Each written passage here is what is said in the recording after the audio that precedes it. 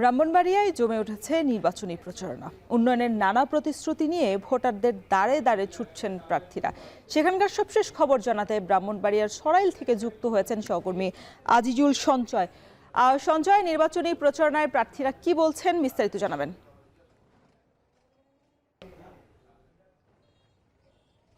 রোশন, ব্রাহ্মণবাড়িয়ার ৬টি সংসদীয় আসনে প্রায় ২৬ লক্ষের মতো ভোটার আছে এবং আমরা আজকে আছি ব্রাহ্মণবাড়িয়ার ২ আসনের সরাইল উপজেলায়।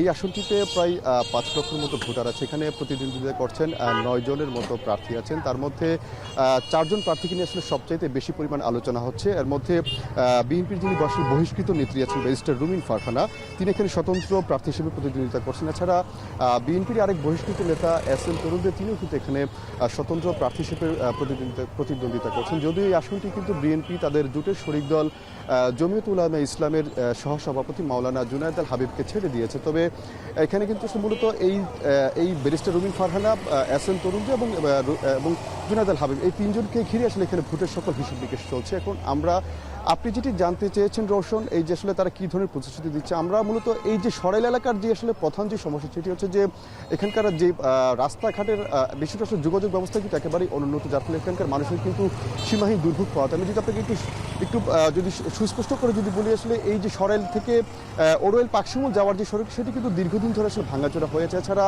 ওরোয়েল বাজার থেকে প্রায় 10টি গ্রামে কিন্তু যাওয়ার যেই একমাত্র যে অর্থাৎ সেখানে কিন্তু যেই চেতরা নদীর উপর একটি সেতুর জন্য কিন্তু প্রায় 50 বছর ধরে সেখানকার মানুষ হাহাকার করছে।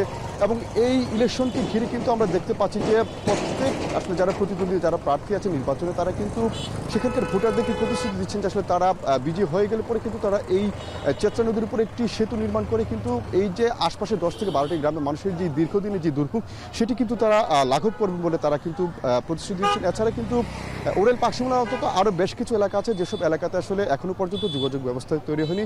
সেখানকার মানুষ কিন্তু আসলে শুষ্ক মৌসুমে পায়হাট এবং বর্ষা মৌসুমে আসলে নৌকা দিয়ে কিন্তু আসলে তাদের চলাচল করতে, এতে করে তাদের সীমাহীন দুর্ভোগ পাওয়াতে। তবে প্রার্থী আসলে ভোটারদেরকে এই যে যোগাযোগ খাত এবং স্বাস্থ্য খাতে কিন্তু উন্নয়নের প্রতিশ্রুতি দিচ্ছেন।